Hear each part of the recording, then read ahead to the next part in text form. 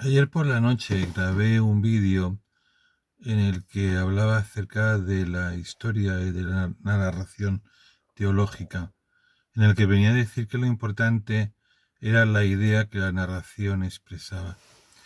No sé, después de escucharlo me di cuenta de que habían algunas cosas que había que también que matizar. Bueno, mucho que matizar. Es posible que escriba algo al respecto en el blog de monólogo.biz. A ver, habría que decir varias cosas. Uno, que en el pasado remoto, en el principio del cristianismo, con toda seguridad las personas creían literalmente, bueno, aún hoy hay personas que creen literalmente en la narración, en el texto evangélico. Es decir, que absolutamente todo cuanto ocurrió tal y como lo dice, pero cada vez es menos gente. Es absolutamente normal y incluso bueno.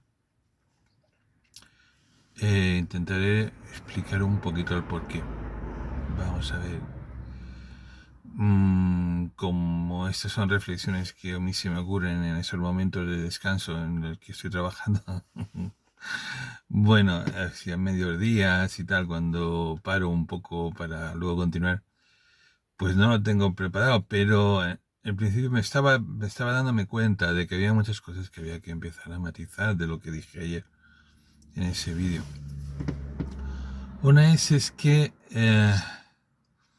sí, en el pasado remoto la gente posiblemente creía efectivamente que las cosas sean así. Creía en, en que los milagros fueron milagros tal cual, que Jesucristo resucitaba a gente, que él mismo resucitó. Algo fundamental, porque como dice Pablo, si vana es nuestra fe si no resucita. Pero también es cierto, y no recuerdo qué papa dijo, de vaya que bien lo hemos montado, que invento, no me acuerdo, que algo así como con la historia esta de Jesucristo, ¿no? Ay, no recuerdo qué papa era, como es como que en un principio las élites de la iglesia romana sabían perfectamente ya distinguir entre lo que era la narración teológica y la historia. El pueblo no. El pueblo seguía creyendo que las cosas eran tal cual, pero no las élites religiosas. Con el paso del tiempo la cosa ha ido cambiando, es decir, la evolución cultural en Occidente ha hecho que seamos más racionalistas, más escépticos, que cuestionemos las cosas y lo que hay cosas que ya nos parecen increíbles y otras que, bueno, pues lo podemos considerar. Y es que ese es el punto. Poco a poco el cristianismo, y me di cuenta, o quizás sea yo, pero creo que en esos momentos se está transformando la palabra yo creo en un yo considero. Es decir, yo no creo que esto sea así, pero lo voy a considerar, porque al considerarlo estoy participando en una tradición que está expresándome una enseñanza y que va a ayudarme a construir, digamos que un carácter, un modo de estar, una conciencia, una idea, una afirmación en mí mismo a través de la fe. Es decir, una afirmación en un desarrollo espiritual a través de la fe.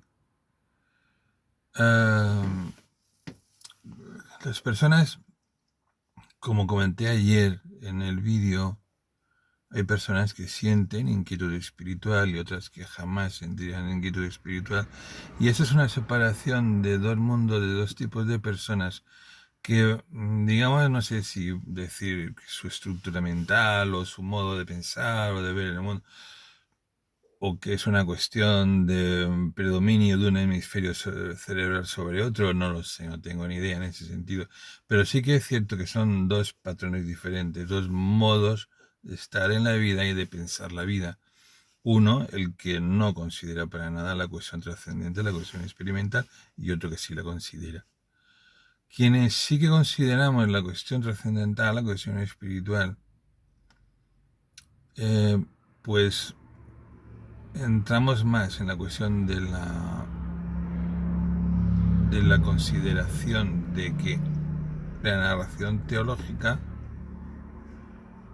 es una afirmación constructiva de un carácter. Esa es una manera de verlo que, claro, a mucha gente que también sea cristiana va a decir, no, esto no, eso es una locura, es una estupidez. Yo de hecho, sinceramente, sí, es cierto, yo estoy dentro del ámbito cristiano, pero a decir verdad, no sé si, si me puedo considerar cristiano, pero que entiendo que el desarrollo, la práctica, la experiencia en una determinada tradición es una forma de autoconstrucción personal, no solo para el día a día, sino también en cuestión de la trascendencia. Como espiritualista que soy,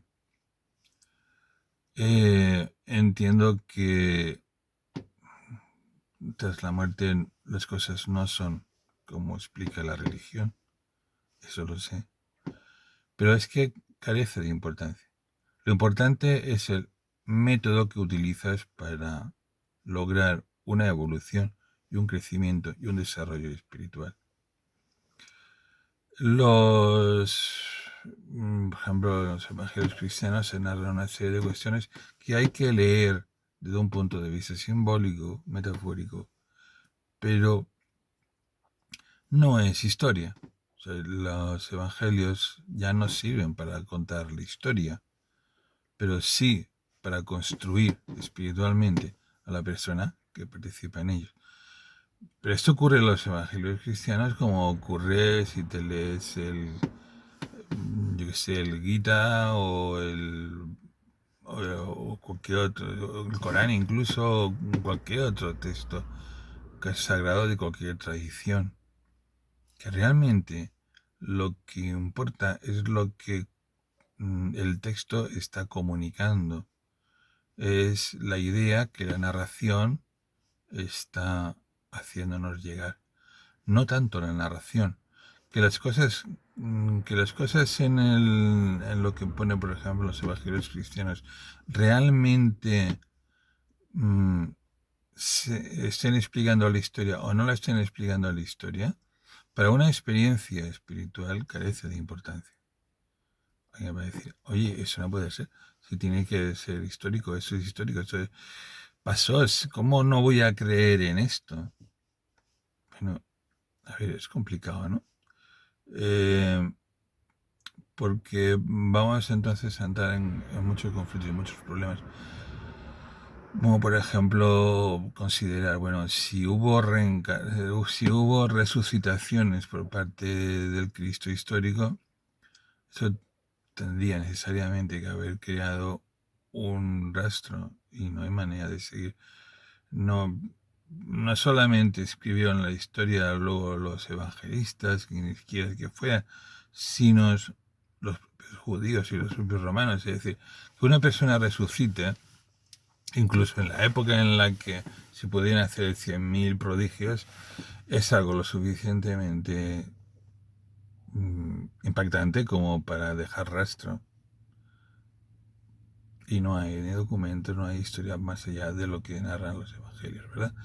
Por consiguiente, se debe entender de un punto de vista simbólico, es una metáfora simbólica, es algo